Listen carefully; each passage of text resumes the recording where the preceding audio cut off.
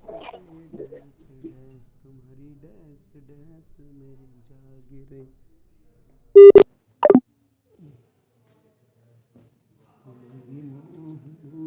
के धागे तुम्हारी मुट्ठियों में जागिरे। अरे बेटा फील नहीं, बेटा बात ऐसी है, पढ़ी केड़ा ना पढ़ी केड़ा, जीवन में केड़ा केड़ा जरूर है, होना होना चाहिए तो है ही।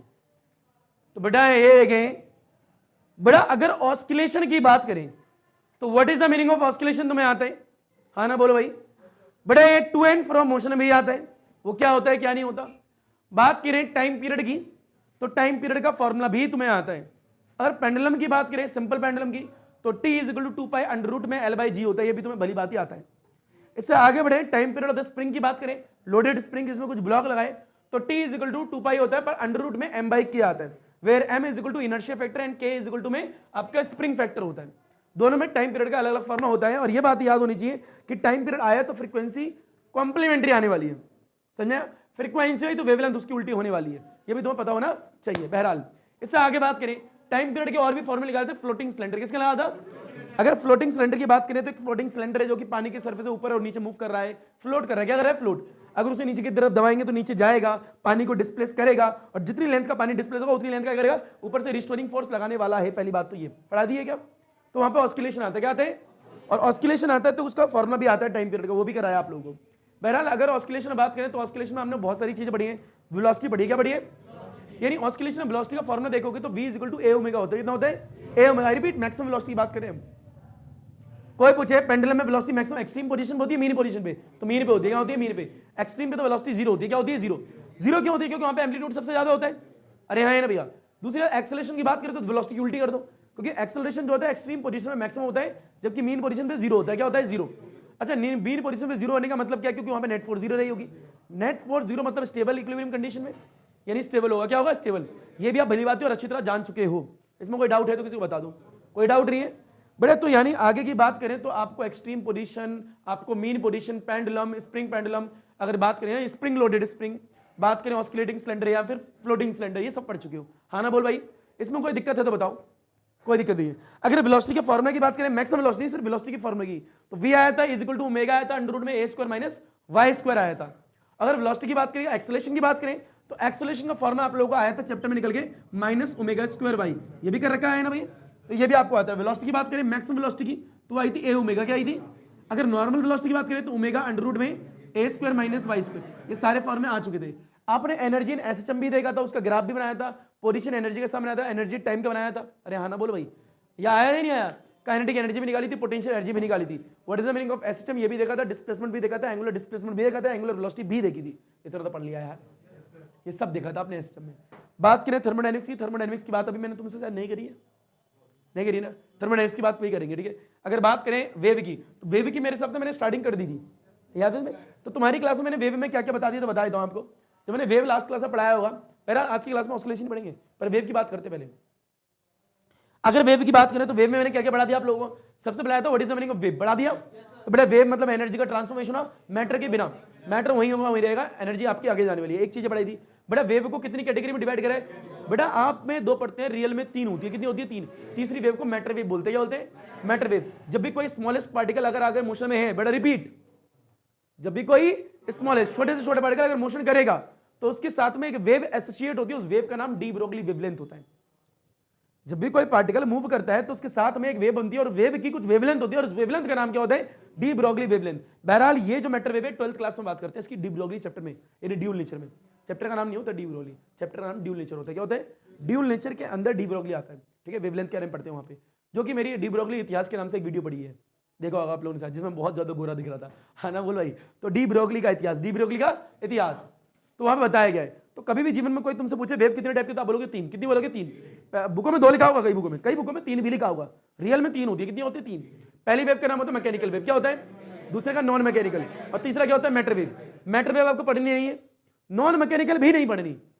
बहरहाल नॉन मैकेनिकल वेव क्या होती है? जिनको मीडियम की जरूरत नहीं होती, वो क्या, जैसे कि इलेक्ट्रोमैग्नेटिक वेव सारी आती है वहां पे, ठीक है, साथ के साथ। तो वहां पे आपको वो नहीं पढ़नी, क्यों? क्योंकि 12th क्लास में चैप्टर का नाम ही है ईएम वेव, यानी इलेक्ट्रोमैग्नेटिक वेव।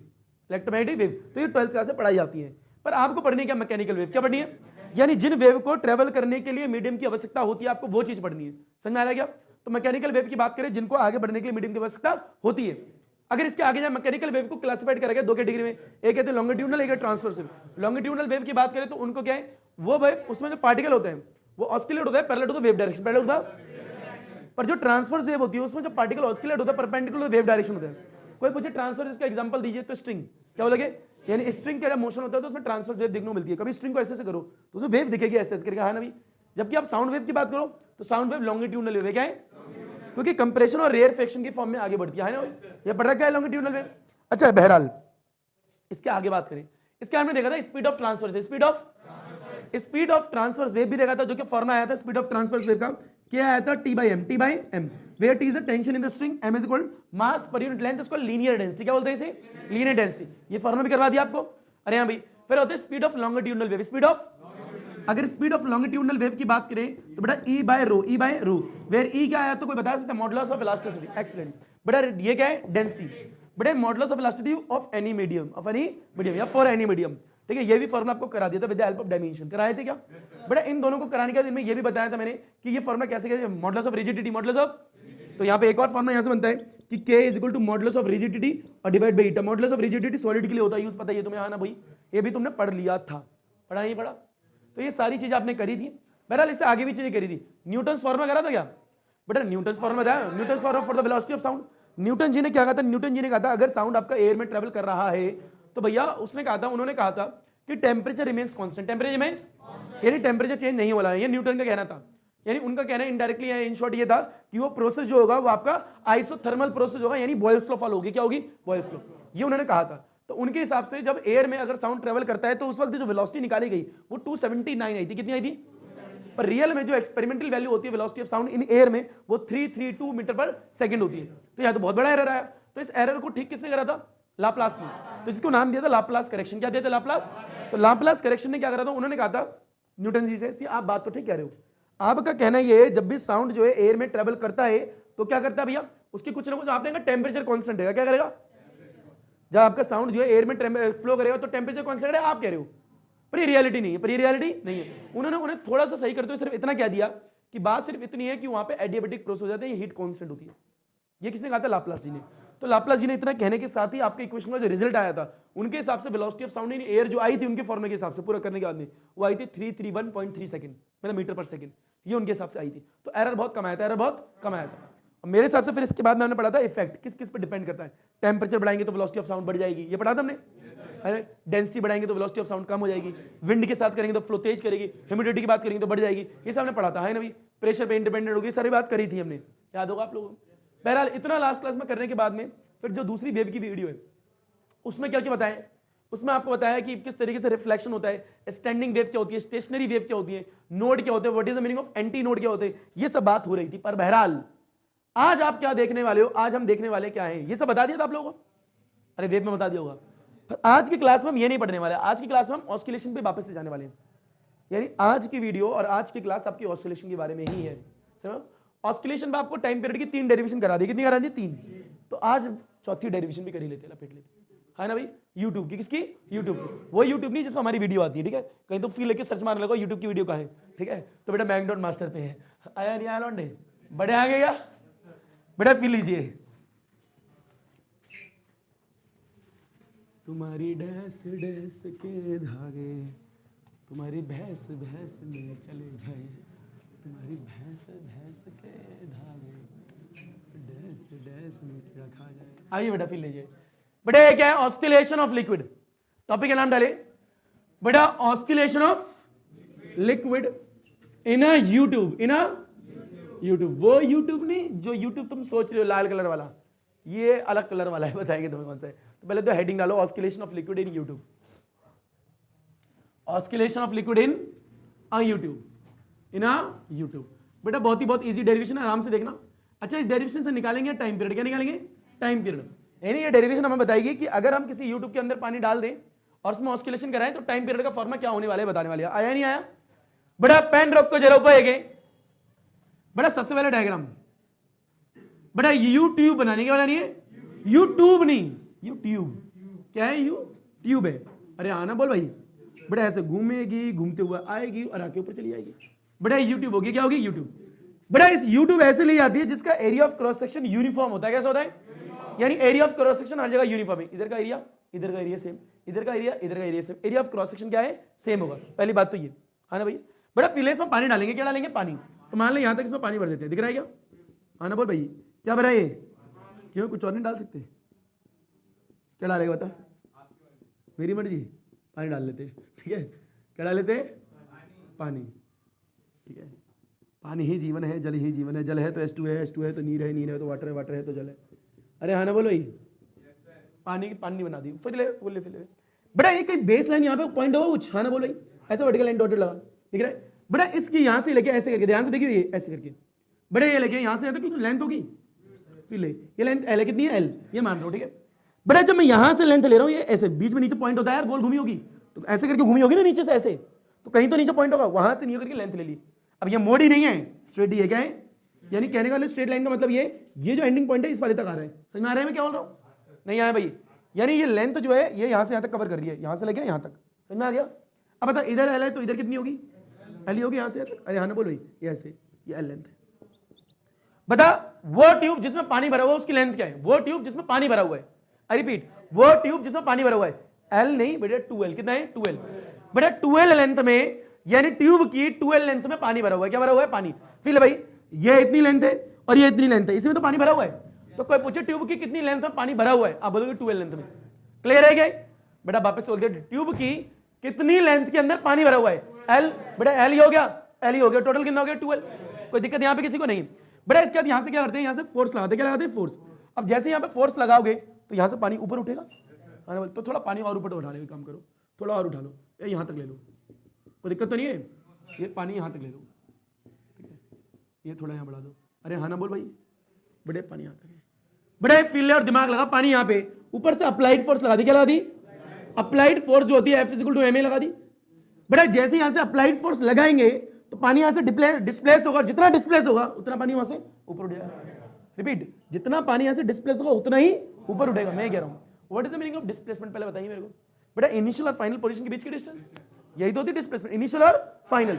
फिर लेते रहने, मान लीजिए यहां से जब हमने अप्लाइड फोर्स लगाई तो यहां से y लेंथ का पानी नीचे आ गया। कितनी लेंथ का? तो मान लो इतना पानी दिख रहा है, इतना पानी यहां से हटा तो उतना पानी वहां से ऊपर आया होगा। पता लग रहा है क्या बोल रहा हूं? जितना यहां से डिस्प्लेस उतना यहां से ऊपर। पर जैसे मैं अप्लाइड फोर्स हटाऊंगा वो पानी वापस तरह से आएगा, तो क्या स्टार्ट हो जाएगा? ऑस्किलेशन होगा। नहीं होगा? ऑस्किलेशन होगा तो टाइम पीरियड भी होगा, वो टाइम पीरियड आपको निकालना है। पता लग गया करना क्या है? पहला बात तो ये, इस डायरेक्शन में हम करना क्या, वो आ गया होगा। इतना आया डायग्राम नहीं आया? बहरहाल इससे आगे और देखिए बेटा, मान लीजिए और सिर्फ मान लीजिए पानी यहां से y लेंथ का पानी, कितनी लेंथ का? y लेंथ इतनी मान लेते, ठीक है, इतनी लेंथ का पानी डिस्प्लेस हो गया। क्या हो गया? डिस्प्लेस। यानी पानी की रियल पोजीशन अभी ये। अब फिर जैसे फोर्स लगाई तो ये वाली लेयर ना यहाँ पे आ गई, दिख रही है क्या?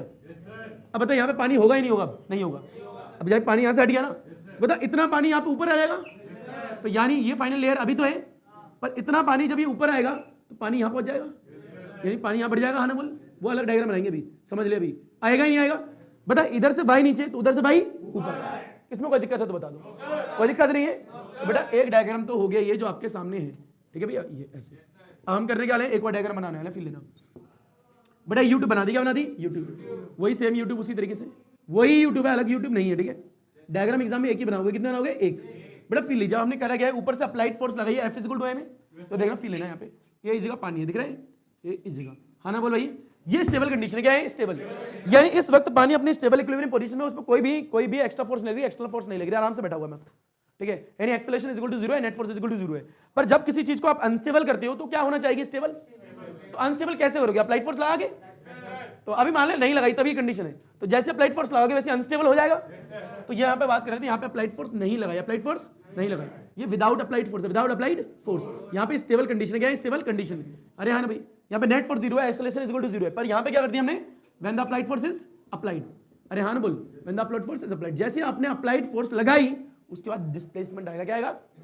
यानी लिक्विड अपनी अनस्टेबल कंडीशन पे जाना स्टार्ट कर देगा। क्लियर आ रहा है क्या? तो बेटा ऊपर से लगा दिया हमने क्या? Force, applied force. कोई दिक्कत हो तो बता देना भैया, F = ma, पहली बात तो ये। अच्छा, जितना पानी डिस्प्लेस होगा उतना ही पानी ऊपर उठने वाला है। फील है ना? फाइनल लेयर को देखते रहना, बार बोलो इन लेयर को। अब फील है बेटा, यहाँ पे स्टेबल है, अब मैंने क्या करा, यहाँ पे पानी भरा है, ये लेयर यहाँ आ गई, दिख रही है क्या? तो बता ये लेयर यहाँ रहेगी नहीं, अब ये डॉटेड होगी, क्या होगी डॉटेड। समझ में आ रहा है क्या बोल रहा हूँ, यानी यहाँ पे क्या बनेगा डॉटेड, क्या बनेगा डॉटेड, इतना आया। पर यहाँ वाला पानी क्या है, यहाँ होगा, अब नहीं, ये वाला पानी तो यहाँ पे ऐसे नीचे आ गया, तो फिर यहाँ पे पानी भर दे, दिख रहा है क्या? अरे हाँ ना बोल भाई, इतना तो आ गया होगा यार, इसमें तो कुछ भी नहीं है, ये तो पड़ी केड़ा ना पड़ी केड़ा तेरी मर्जी, केड़ा केड़ा है। फिर बेटा ये पानी आ गया, यानी इधर से इधर आ गया, तो कितनी लेंथ नीचे आया, मान लो वाई आया, कितना है वाई, तो इधर से पानी इधर था पहले, पर जब ये नीचे आएगा तो वहां से ऊपर उठेगा, तो ये फाइनल लेयर है, पर अब ये डॉटेड हो जाएगी, क्या हो जाएगी डॉटेड, पानी अब यहाँ आ चुका है, दिख रहा है क्या? हाँ ना बोल भाई, ये रियल में यहाँ पे पानी है, समझ में आ रहा है क्या बोल रहा हूँ? पर यहाँ ना पानी यहाँ पे आ गया है ना भाई, तो बता फील ले, ये फाइनल लेयर है नहीं है, बड़ा इनिशियल लेयर है नहीं है, जितना नीचे उतना ऊपर, पर बेटा ये इनिशियल लेयर ये फाइनल ये हो गया, पोजीशन चेंज होगी, पोजीशन क्या होगी चेंज, पहले इनिशियल ये थी फाइनल ये थी, दोनों सामने थी, क्या थी फील ये चीज का, बेटा इनिशियल और फाइनल दोनों सामने तो स्टेबल है, पर अब इनिशियल और फाइनल सामने नहीं है तो अनस्टेबल है। अच्छा इनिशियल ये रही, फाइनल ये रही, दोनों के बीच की डिस्टेंस बताइए कितनी है, दोनों के बीच की डिस्प्लेसमेंट बता, ये 2y है नहीं है, अरे हाँ ना बोल भाई, यानी ये y था वो ऊपर चला गया, तो टोटल कितना हो गया 2y, इनिशियल और फाइनल को देख 2y है नहीं है, पहली बात तो ये। अब फील लीजिए, ध्यान से सोचिएगा बेटा, फील लो, यानी ये लेयर दिख रही है ये वाली, हाँ ना बोल, ये लेयर की जगह यहाँ पे आ चुकी है, तो ये एक फाइनल है नहीं है, इसके सामने वाली लेयर देखी तो कहीं यहाँ पे कुछ तो होगा, अरे हाँ भाई अगर इसको मेजर करें यहाँ पे कुछ होगा, अगर मैं इस पानी को हटा दूं, इस पानी को फील ले 2y लेंथ का पानी हटा दूं तो ये लेयर आएगी, तो वह स्टेबल होगा नहीं होगा, बिल्कुल होगा, पर अभी अनस्टेबल, अभी क्या है कितना पानी, यानी ये वाला जो पानी है ये वाला पानी चाहेगा तो नीचे धक्का देना, 2y लेंथ, कौन सी लेंथ का वो चाहेगा, मेरा यहां से वाई हुआ है, पर ये स्टेबल कंडीशन में आने के लिए ऊपर लगाएगा, तो इतनी लेंथ का इतनी कॉलम का पानी चाहता है कि मैं वापस जाऊं और अपने स्टेबल हो जाऊं, समझ रहे? बहरहाल वाई इधर रह जाएगा, वाई इधर रह जाएगा, क्योंकि ये दोनों इक्वल हो जाएंगे, हाँ ना भैया, पर चाहता तो 2y है, कितना चाहता है 2y, इस वाली कंडीशन में दिख रही है क्या? तो मैं कह रहा हूं पहली बात, अप्लाइड फोर्स लगाई आप फिजिकल टू एम, यहां तो कोई डाउट किसी को नहीं होना चाहिए, पानी डिस्प्लेस हो गया है ना भैया, कितना डिस्प्लेस हुआ, वाई डिस्प्लेस हुआ, बेटा फाइनल ये रही, इनिशियल पोजीशन ये रही, दोनों के बीच की डिस्प्लेसमेंट 2y लेंथ का पानी वापस आना चाहता है, रिस्टोरिंग फोर्स कौन सी लेंथ का पानी लगाया 2y लेंथ, इतना क्लियर है क्या? ये एक बात हुई, रुको जरा बेटा, इस पूरी ट्यूब के अंदर पानी है या नहीं है, पानी है तो पानी में अंदर मॉलिक्यूल होंगे, मॉलिक्यूल होंगे तो उनका मास होगा, मास कितना होगा पता लगाने, बता पानी भरा हुआ पूरी यूट्यूब में, उसके अंदर मॉलिक्यूल है, उसका कुछ मास भी तो होगा, तो पूरा मास क्या बोला, पूरे लिक्विड का मास बोल रहा हूं, पूरे लिक्विड का मास, वो कैसे निकालोगे, वो निकालने का सिंपल तरीका है बेटा, टोटल मास निकाले वॉल्यूम इनटू डेंसिटी कर दो, वॉल्यूम इनटू, पर कहोगे यार वॉल्यूम कैसे निकाले, volume is equal to area into length, और एरिया तो यूनिफॉर्म है, बोला पर लेंथ कितनी, बेटा पूरे पानी की बात कर रहे हो तो पूरे पानी की लेंथ कितनी है 2L, कितनी है 2L, तो वहां से टोटल मास भी निकाल लोगे। तो पहला काम क्या है, आपको डायग्राम बनाना है, क्या बनाना है, एग्जाम में डायग्राम एक ही बनेगा कि यहां से मतलब जितना डिस्प्लेस हुआ ऐसे करके 2y, दो बना के टाइम वेस्ट नहीं करोगे, आया नहीं आया? अच्छा इनको ना मुंह को लिम बोलते हैं, क्या बोलते हैं लिम, बोलना चाहो तो, अदरवाइज नहीं लिखोगे तो भी चलेगा। Uniform area of cross section होता है, इतना कोई दिक्कत किसी को, लपेट घसीट उठा पटक इसके बाद आगे बढ़ेंगे। बड़े क्या लिखाएं, ये स्टेशनरी कंडीशन है यहाँ पे, बड़े क्या व्हेन अप्लाइड फोर्स, जब अप्लाइड नहीं करी यानी without applied force, when applied force is applied, कर दे बात, बड़े आगे। बड़ा फील लीजिए, कोई पूछे कितनी लेंथ में पानी भरा हुआ है, 2L लेंथ में पानी भरा हुआ है, जो 2L लेंथ में पानी भरा है उसका कुछ मास भी होगा, वो मास कितना आपको बता दिया जाएगा, पर उससे पहले बताओ यहाँ पे 2L थी तो लेंथ तो अभी भी यहाँ पे 2L लेंथ ही रहेगी, पानी तो नहीं रहेगा, पानी बदल जाएगा, या फिर नीचे से दूध की नली लगा रखे पानी भर रहा है उसमें, ऐसा थोड़ा है, कहोगे दूध की नली से पानी कैसे भरेगा, दूध ही भरेगा ना भाई, नली दूध की थी आध पानी रहा था, ठीक है स्टार्ट कर क्या, फिर लीजिए भाई यहाँ पे आप इससे मिटो दे, नहीं नहीं नहीं नहीं, एक काम करते हैं हम डायग्राम को एक ही बना देते हैं, आप समझने के लिए दो बना दिए, तो इस डायग्राम को एक में कन्वर्ट कर देते, फिर लीजिएगा, ये डॉटेड लाइन बन चुकी है, डार्क लाइन यहाँ आ चुकी है, दिख रही है क्या, ये डार्क लाइन यहाँ आ गई है, और ये पानी भर दिया, क्या भर दिया है पानी, बताओ ये कितना हो गया 2y, अरे हाँ ना बोल भाई, बेटा इसे मिटो रहा हूँ, ठीक है भैया, अब फिर लीजिएगा, सॉल्व यहाँ कर देंगे। बेटा सबसे पहले हम ये निकालेंगे कि ऊपर से जो अप्लाइड फोर्स लगाई है वो कितनी है, ठीक है हाँ ना भाई, अच्छा बताएं जितनी अप्लाइड फोर्स लगाएंगे उतनी ही रिस्टोरिंग फोर्स लगने वाली है, पर अपोजिट डायरेक्शन में ये तो आता है, तो फिर लीजिए यहां लिखेंगे अप्लाइड फोर्स, बोल बेटा applied force F is equal to ma, हाँ ना बोल भाई, इतना है नहीं यार, बड़ा इंपॉर्टेंट पॉइंट ये है कि m हमें नहीं पता कितना है, बहरहाल में एक्सेलरेशन इज इक्वल टू बताया माइनस ओमेगा स्क्वायर y होगा, जब वापस आएंगे वो रख देंगे हम, पर हमें m नहीं पता, बड़ा m कहाँ है, मास तो ये है ना लिक्विड में भरा हुआ है, ये अरे यही तो है, तो ये टोटल अप्लाइड फोर्स है, तो निकालो टोटल मास, क्या करने वाले फील लेते रहियो, total mass of the liquid, total mass of the liquid, ठीक है भैया, बताओ टोटल मास स्मॉल से रिप्रेजेंट कर रहे हैं, अब बताओ टोटल मास निकालना है, जो पानी भरा हुआ है उसके अंदर मास कितना, बोल कितना होगा भाई यहाँ पे लिख दे mass is equal to volume to density, volume into density, आराम से करना, आराम से आएगा। वॉल्यूम इनटू डेंसिटी होता है, और वॉल्यूम निकालने का तरीका क्या है, एरिया इनटू लेंथ। पर रुक जरा, लेंथ कितनी, बड़ा लेंथ आएगी 12, कितनी आएगी 12, क्योंकि 12 लेंथ के अंदर पानी भरा हुआ है ना भाई, और टोटल मास निकाल रहे हैं तो टोटल लेंथ आएगी ना भाई, तो टोटल लेंथ आएगी 12, कितनी आएगी 12। फिर लेता रही हो, बता यहाँ पे कितना आएगा, ये इन दोनों कंबाइन है, बेटा पीछे क्या रो, क्या है रो, एम आ गया, बेटा ये एम जो आए, बताए इतना मास है, इतना मास है, 12 लेंथ का पानी का मास है, 12 लेंथ में जो पानी भरा है उसके अंदर जो पार्टिकल है उनका मास है, तो बेटा इस मास को उठा के कहाँ रख दोगे इक्वेशन 1 में, तो बता एफ इज इक्वल टू कितना आएगा, बेटा वैल्यू कितनी है, ए 2 का आगे लिख दूं, 2 है, एल है, रो है, और ए भी है, ए है नहीं भाई, ए नहीं आया भाई, यानी ये वैल्यू उठा के यहाँ डाल दी, ए तो आई वहां पे, तो बेटा ये जो आई एफ, ये फोर्स आई है, क्या ये फोर्स, ये अप्लाइड फोर्स है, क्या है अप्लाइड फोर्स का फॉर्मूला ये होता है, है तो इतनी सर, यानी अप्लाइड फोर्स जो लग रही है उसका अमाउंट इतना है, कोई दिक्कत किसी को नहीं आया तुम्हें यार। अब निकालेंगे रिस्टोरिंग फोर्स, क्या निकालेंगे, और दोनों को इक्वेट कर देंगे और सॉल्व कर लेंगे, और क्या जाएगा टाइम पीरियड निकालें तो ओमेगा निकाल लो, क्या निकाल लो ओमेगा, यही सीखा था। तो बेसिक सी बात है, स्टेप नंबर फर्स्ट लपेट इसे, फिर स्टेप नंबर दूसरा करेंगे, लपेटो बेटा, ये था अप्लाइड फोर्स, सामी नहीं बेटा, पुष्पा की इतनी याद आ रही है, सामी सामी कर रहे हो, बड़े अप्लाइड फोर्स से बात करें इसको उल्टा करके, मैं तो उनके बारे में सोचता हूँ जिनका सच में नाम पुष्पा ही होगा, इस वक्त रियल में उनका हो क्या रहा, जैसे कि एक वक्त, मतलब बहरहाल बोलना नहीं चाहिए मेरे को पर बोल देता हूँ, एक वक्त मुन्नी नाम,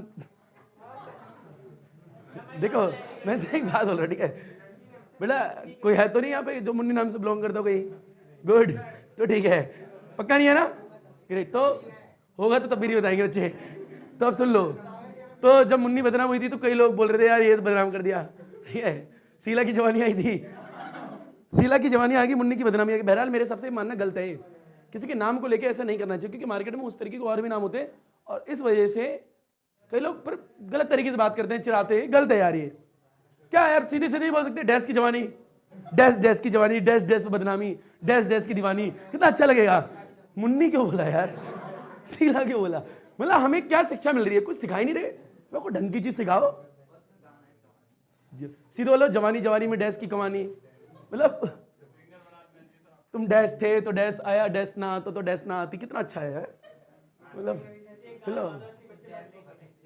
मतलब हम गाना क्या गाए, हम तो गाने लिखते हैं, बड़े आगे क्या, फिर ले भाई बटो दे इसे, चलो भाई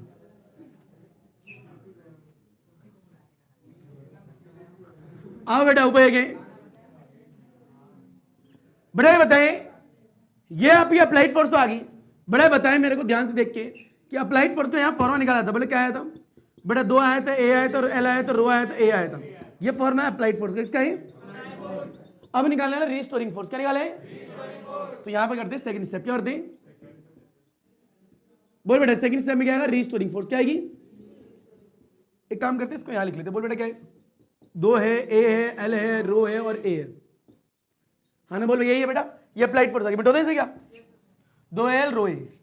अब फील है बेटा, इसके बाद में बड़ा रीस्टोरिंग फोर्स की बात करें, रीस्टोरिंग फोर्स वो फोर्स होती है जो कि अनस्टेबल चीज को स्टेबल कंडीशन में लेके जाती है, यानी अनस्टेबल चीज को स्टेबल कंडीशन में जो लेके जाएगी उस फोर्स का नाम क्या है, रीस्टोरिंग फोर्स। तो यहां की बात करते हैं रीस्टोरिंग फोर्स, यहां पे क्या मतलब minus weight of the liquid, minus weight of the liquid column of height 2y, of height 2y, ये मैं बोल रहा हूं, ठीक है, wait of the liquid column of height 2y, liquid column दिख रहा है याला, अरे हाँ बोल, ये लिक्विड कॉलम दिख रहा है, कॉलम बना ले यहाँ पे, हाँ ना बोल दे भाई, बड़ा इस वेट में यहाँ पे कुछ लिक्विड भी होगा, है ना भैया, इस लिक्विड को देख ले, फील ले, बड़ा यहाँ क्या है, इस लिक्विड का वेट भी कुछ ना कुछ होगा नीचे, mg होगा, कितना होगा mg, मैं ये कह रहा हूँ mg होगा, है ना भैया।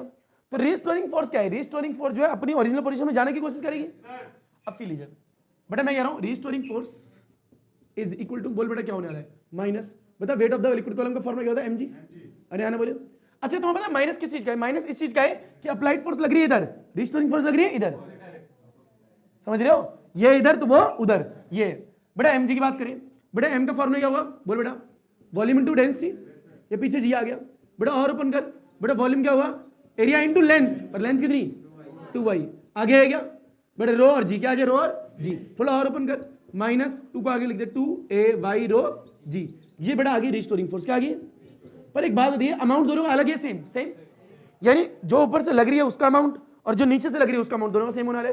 आई मीन टू से नीचे का मतलब क्या है, एक इधर से लग रही है और एक उधर से लग रही है, दोनों का अमाउंट सेम होगा, क्या होगा, है ना भैया। तो फिर यहाँ पे क्या करने वाले बेटा, applied force is equal to में रिस्टोरिंग फोर्स, या फिर ऐसे लिख दो restoring force is equal to में अप्लाइड फोर्स। कोई दिक्कत किसी को नहीं है बेटा। पहली वाली इक्वेशन दूसरी वाली इक्वेशन के इक्वल है, इतना लपेटो फिर इक्वल रख के सॉल्व करके पूरा आंसर निकालें, फिर डायग्राम की कोई जरूरत नहीं है, मिटो देंगे। हाँ ना भाई, लपेट ऊपर। ओए लालू सुन, हमारे एक सर थे श्रीपाल सर, तो जब हम बैठते थे ना पढ़ने जाते थे, तो हमारे स्कूल में डेस्क नहीं हुआ करती थी, बताया तुम लोगों ने, तो डेस्क नहीं होती, दरियों पे बैठा करते थे। तो दरियों बैठते थे, तो क्लास में उनका एक काम था, जो वो बैठते थे ना, तो हाथ ऐसे होते ना इंसान के, तो भैया तुम्हारे भी ऐसे होंगे शायद, ठीक है।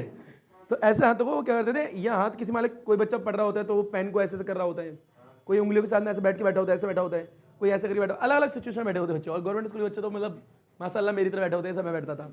तो हमारे सर आते थे, उनका पहला काम ये था कि भाई अलती पलती माच के बैठते ना ऐसे बच्चे, क्योंकि बैठ थी, तो सारी उंगलियां ऐसी होनी चाहिए बच्चे की, यानी अपने थाइज होती है, थाइज पे ऐसे हाथ रखवाते थे यूं करके और यूं बंटवाते थे, क्योंकि उनका मानना ये हुआ करता था कि बच्चा अगर उंगलियों को मिला भी रहा है ना, तो अपना 100% बेशक सामने दे भी रहा हो, पर 100 नहीं दे सकता, कहीं ना कहीं उसका कुछ % उनका उंगलियों पे है। बहरहाल वो मसल्स कर रही हैं काम। मान लो कोई बच्चा ऐसे करके चला रहा है, खेलते ना बच्चे यूं करके खेलते हैं, कुछ भी कर रहा है, खेल ऐसा, हम ऐसे खेलते थे बचपन में, यूं करके हाथ को यूं करते थे, तुम भी करते हो शायद, है ना। तो ये जब करते थे तो 100% तो हम बोर्ड पे देख भी रहे, तो भी नहीं आता था।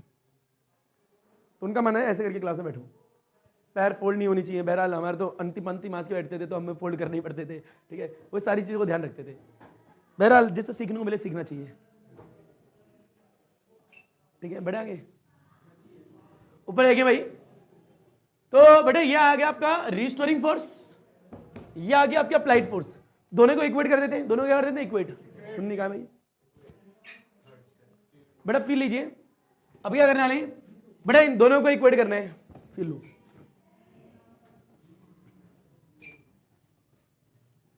बोल भाई, बेटा क्या है, applied force is equal to में रिस्टोरिंग फोर्स। बेटा अप्लाइड फोर्स ये आई थी, बेटा 2 आया, ए आया, एल आया, रो आया, ए आया, इज इक्वल टू में रिस्टोरिंग फोर्स क्या है, माइनस है, 2 है, ए है, आपका वाई है, बेटा वाई है, एल और जी है। कोई दिक्कत, रो है तो रो लिख लो भाई, रो क्यों रहे हो, रो लिख लिया, क्या लिख लिया, रो लिख लिया, मिटो दे से। चलो भाई,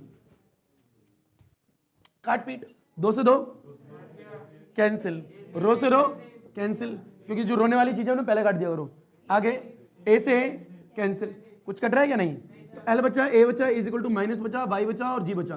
बट इस एल को नीचे पटक दो, क्यों पटक रहा हूं एल को नीचे, क्योंकि एक्सेलरेशन से ओमेगा आएगा, क्या आएगा, और ओमेगा से टाइम पीरियड आएगा। फिर लो कान, तो कितने इजी चीजें कहा, माइनस वाई बाई एल, और ये आ गया जी। बड़ा इसके दिमाग आगे लगाओ, बड़ा ए इज इक्वल टू हम लोग जानते क्या होते हैं, माइनस ओमेगा स्क्वायर वाई, अरे आता है ना ये तो।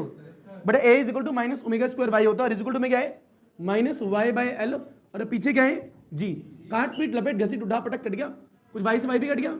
बेटा omega square is equal to गया जी बाई एल, बेटा ओमेगा स्क्वायर, स्क्वायर हटाओ रूट लगाओ, क्या है बेटा जी बाई एल। समझ में आ रहा है कुछ क्या होना है, बेटा ओमेगा का फॉर्मूला क्या होता है, 2 पाई बाई कैपिटल टी, बेटा इज इक्वल टू में जी बाई एल। इतना आया है नहीं आया, बेटा ये निकालना है या टी निकालना है, टी। इक्वेशन को उल्टा घुमा दो, तो बेटा यहाँ पे क्या आएगा, टी डिवाइड बाई 2 पाई, यहाँ पे क्या आएगा एल बाई जी, बड़े इस 2 पाई को यहाँ मल्टीप्लाई कर दो, तो यहाँ पे क्या आएगा टी इज इक्वल टू में 2 पाई, और क्या है भैया यहाँ पे आएगा एल बाई। तुम्हें नहीं आया, पक्का आ गया क्या, कोई दिक्कत यहाँ पे किसी को, ये नहीं बेसिक चीज थी, आ गया लपेट घसीट उठा पटक हलवा चीज। बेटा t is equal to 2 pi root में एल बाई जी, रूट में एल बाई जी। अब बड़ा दोस्त यारी अगर कोई दिखा रहा है गर्दन पे हाथ रख के, कंधे पे हाथ रख के, तो कृपया करके आई पे एक पार्क बनाया हमारी सरकार ने, इंद्रप्रस्थ पार्क, वहां जाके दिखा सकते हो, यहाँ पे दिखाने की जरूरत बिल्कुल भी नहीं है। बड़े आगे क्या फील लो, और खासकर लड़का तो इस चीज का ख्याल रखे, लड़के के कंधे पे हाथ रख के क्या करेगा। माना 377 आर्टिकल आ गया है देश में, इसका मतलब ये थोड़ा है कि तू मेरा डैश मैं तेरी डैश, दोनों मिलके करेंगे छोटे छोटे डैश। चल रहे हैं, आओ भाई, हम ही ना सही बोल रहा हूं मैं। बेटा देख ये भी टेढ़ा हो गया, दिख रहा है क्या,